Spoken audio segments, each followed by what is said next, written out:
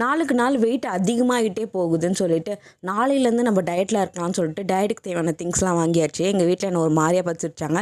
ஏன்னா இந்த மாதிரி தான் டயட் இருக்க போகிறேன்னு சொல்லிட்டு வாங்கி வச்சிருவேனா, அதுக்கப்புறம் ஒரு 1 வீக் ஃபாலோ பண்ணுவேன். அதுக்கப்புறம் ஃபாலோ பண்ணாமல் இந்த திங்ஸ் எல்லாம் வந்து வேஸ்ட்டாக போயிடும். ஸோ இந்த தடவை வந்து அந்த மாதிரி ஆகக்கூடாது, நம்ம கண்டிப்பாக டயட்டில் இருக்கான்னு சொல்லிட்டு நான் டயட்டை ஸ்டார்ட் பண்ண போகிறேன். பிடிச்ச ட்ரெஸ்லாம் வந்து போடவே முடியல, புது ட்ரெஸ்லாம் அப்படியே இருக்குன்னு சொல்லிட்டு நம்ம டயட்டில் இருந்துட்டு உடம்ப குறைச்சி எப்படியாச்சும் நம்மளுக்கு பிடிச்ச ட்ரெஸ்லாம் போடலாம்னு சொல்லிட்டு டயட் பிளானை போட்டாச்சு. இன்றைக்கி சாப்பிட்டேன்னா அது நாளைக்கு வந்து உங்களுக்கு அப்லோட் பண்ணுவேன். டெய்லி மார்னிங் வந்து நம்மளோட டயட் பிளான் வந்துடும். ஸோ இன்றைக்கி நான் என்னென்ன சாப்பிட்டேன்னா, நேற்று நான் வந்து ஹெவியாக சாப்பிட்டேன் டயட்டில் இருக்க போகிறேன்னு சொல்லிட்டு. ஸோ இன்றைக்கி வந்து பார்த்திங்கன்னா கொஞ்சம் கம்மியாக சாப்பிட்லான்னு சொல்லிட்டு எனக்கு வர ஃபயர் ஃபுல்லாக இருந்துச்சா.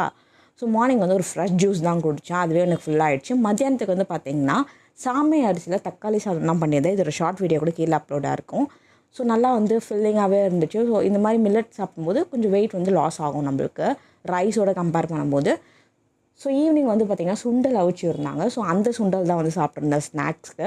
ஸோ இது வந்து கொஞ்சம் ஹெல்த்தியாகவும் இருக்கும், கொஞ்சம் வயிறு ஃபில்லிங்காகவும் இருக்கும். ஸோ நைட்டுக்கு வந்து திணை அரிசியில் பொங்கல் தான் பண்ணியிருப்பேன். இதோட ஷார்ட் வீடியோ கீழே இருக்குது. நல்லா ஃபில்லிங்காகவே இருந்து மார்னிங்கில் இருந்து. So day on off diet plan இது தான். ஸோ நாளைக்கு நம்ம சந்திப்போம். பிடிச்சிருந்தா லைக் பண்ணுங்கள். வச்சா பை.